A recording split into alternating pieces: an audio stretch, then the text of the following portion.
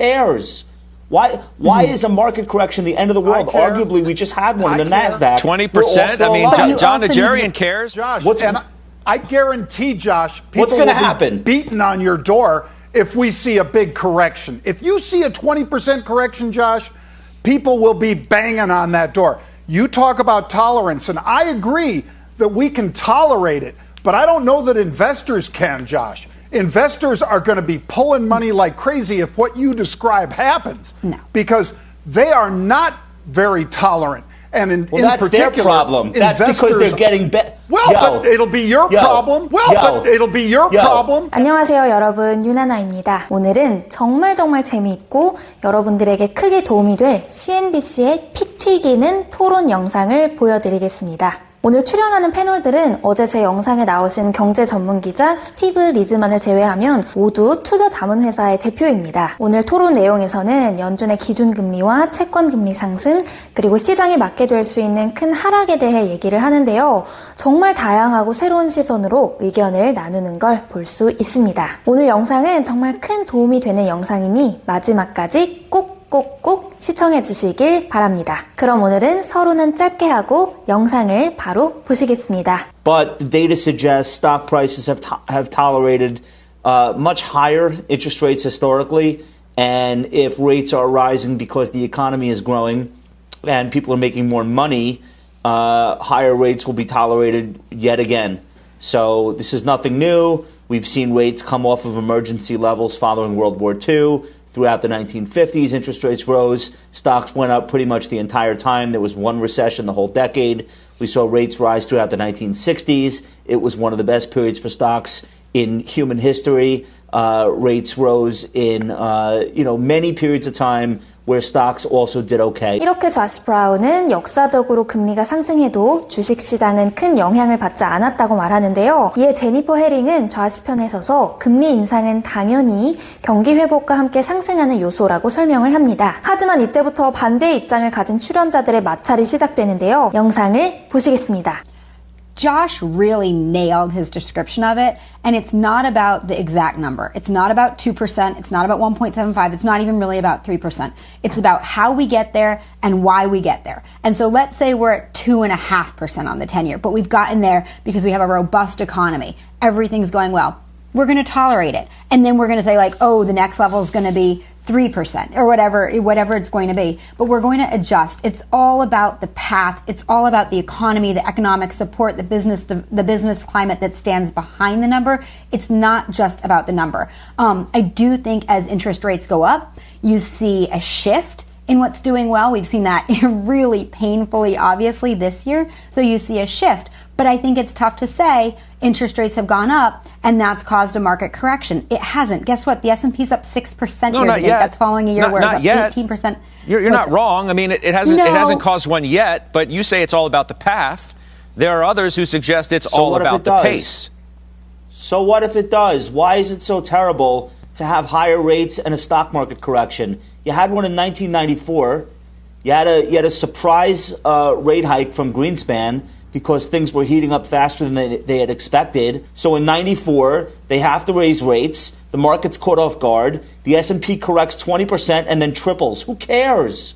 Why is a market correction the end of the world? Arguably, we just had one in the NASDAQ. 20%? I mean, John Najarian cares. 네, 본격적으로 언성이 높아지기 시작했는데요. 제니퍼 헤링은 금리가 오르기 위해 경기가 회복된 것에 초점을 두는 것이 중요하다고 말했지만 진행자는 금리 상승의 속도가 너무 빠른 것이 아니냐라고 지적했습니다. 어떤 방향으로 가느냐보다 속도가 중요한 게 아니냐라는 말을 했는데요. 하지만 이에 좌시 브라운은 급하게 금리가 오른다고 주가가 하락하는 게 무슨 상관이냐며 시장에 조정이 오는 것에 대해 공포감이 너무 극단적인 수준이라며 지적했습니다. 하지만 20%의 수치는 너무나도 큰 폭락이기에 존 나이지리아는 조 씨의 의견을 받아치기 시작합니다. 영상을 보겠습니다. 20%? I mean, John Najarian cares. Josh, I guarantee, Josh, what's people going to will happen? be beating on your door if we see a big correction. If you see a 20% correction, Josh, people will be banging on that door. You talk about tolerance, and I agree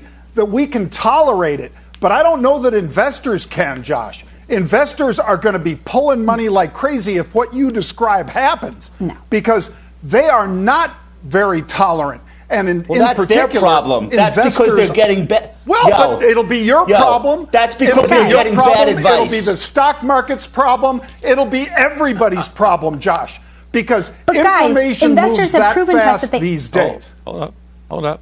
Let's not talk over guys, each other. Investors have proven to us that they are tolerant. Sorry, they are tolerant. We tolerated down 20% for the last 3 months of 18. Oh, yeah, they may buy it again. Let's be clear. Hang on. They're going to cry. Everyone's going to cry. It hurts, but they tolerate it. Hang on, please.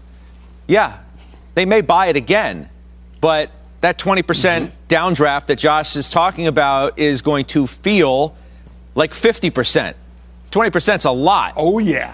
With the expectations of what's going to be happening in the economy and the feel-good, mojo that we're all going to have, Michael Farr, in getting our lives back. We're not going to be ready for a big market disruption. We're going to be thinking that, hey, life is good. When are we ready for it? Life is good. Why isn't the stock market going up? Michael Farr? 네, 이렇게 존 나이지리아는 조 씨에게 20%의 하락을 너무 쉽게 얘기하지 마라. 우리는 견딜 수 있지만 일반 투자자들은 20%의 하락을 견디기 힘들어하기 때문에 패닉셀을 할 것이다 라는 말을 했는데요. 이 인터뷰에 출연하고 있는 사람들은 어마어마한 재료가들입니다. 그래서 주가가 일시적으로 하락해도 버틸 수 있는 자금이 있겠죠? 투자회사를 보유하고 있는 억만장자들은 일반 투자자들이 인내할 수 있는 한계를 뛰어넘는 투자 지평선을 갖고 있습니다. 하지만 제니퍼와 존은 작년 폭락장에 일어난 일에 대해 말하는데요. 그때 투자자들은 주식을 매수했다. 너희가 생각하는 것보다 그들은 폭락장에도 관대하다라고 얘기했습니다. 이에 여기서 진행자가 정리를 해주죠. 아마 우리가 가장 궁금해하는 질문일 겁니다. 다른 걸 다 떠나서 경제가 회복되고 있고 이제야 좀 삶을 제대로 살 것이라 생각했는데 왜 주식시장은 오르지 않는 것이냐라고 마이클에게 질문을 합니다. 경기가 좋으면 시장도 좋아야 하는 거 아닌가? 이에 대한 마이클의 대답을 들어보겠습니다. Michael Farr? We're never ready for those big stock market disruptions because when they come, there's always a story we haven't dealt with before. It's always the Fed's pushing something too hard or there's something going on geopolitically that we haven't anticipated, and there are additional reasons for doom and gloom at those moments, which is how you get down 20 or 30%. They feel absolutely awful, and there's always but it's different this time kind of a moment. And Josh's point is the right point. This is when investors make their money. This is how long-term investors earn their stripes.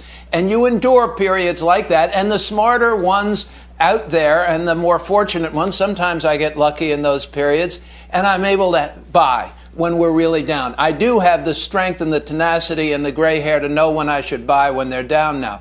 No matter how I look at it, when I see $2.8 trillion in stimulus coming in a single quarter this year with the government talking about more, I do not know how you keep stock prices down. I think this market goes significantly higher. 네, 마이클은 우리는 절대 주가가 언제 폭락할지 알지 못하지만 이때 용감하게 매수를 하는 사람이 승리하는 거다라고 말했는데요. 또한 엄청난 부양책이 주식시장으로 유입될 것을 예상하면서 앞으로도 주식시장은 큰 상승률을 보일 것이다 라고 예상했습니다. 자, 그럼 지금부터는 좌씨가 정말 중요한 말을 합니다. 오늘 영상에서 가장 중요한 말인 것 같은데요. 아마 조정장에서 스트레스를 받고 계신 분들이나 장이 오르지 않아서 답답하셨던 분들에게 사이다 같은 대답이 되지 않을까 합니다. 그럼 영상을 보시겠습니다. Is it smooth sailing for the stock market until that happens? I hope it's not. I don't know why we're rooting for smooth sailing. There were 75 million millennials in the workforce. They're somewhere between the ages of 25 and 45. They are forced investors for the next 2.5 decades minimum at the high end. In some cases, 4 decades. They have no choice but to buy stocks. That's how the entire retirement system of this country has been built. So why would they be rooting for smooth sailing? Why would somebody who's 30 years old, who is forced to buy stocks for the next 35 years in a 401k, want all-time record high prices and no volatility? It makes no sense. It makes no sense. Yeah, well, because so Jenny, here's the question. Because whoa. Here's the question. Where should interest rates be if the economy is growing 6%? We're going to get unemployment by the end of this year at the current trajectory down to 5%, which the Fed said is its target. And we're going to approach 2% this fall, hopefully, if we're lucky. in inflation, where should rates be? Should they be at zero? Does that make sense to anybody? Of course rates should rise.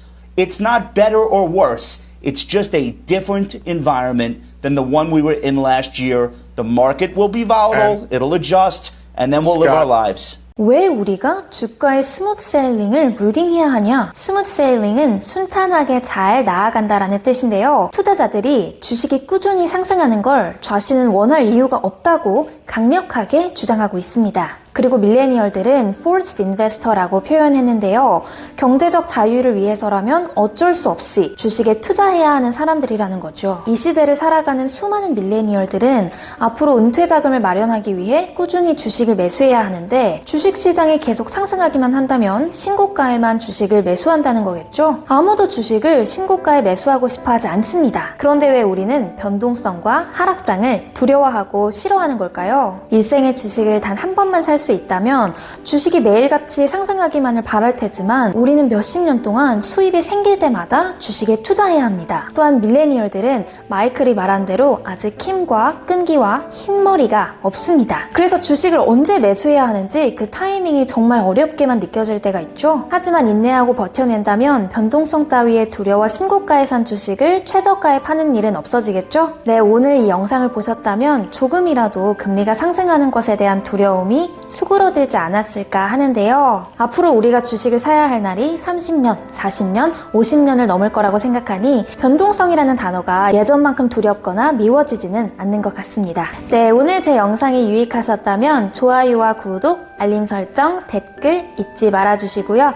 저는 더 재미있고 유익한 영상으로 돌아오겠습니다. 다음 영상에서 만나요. 유나나였습니다.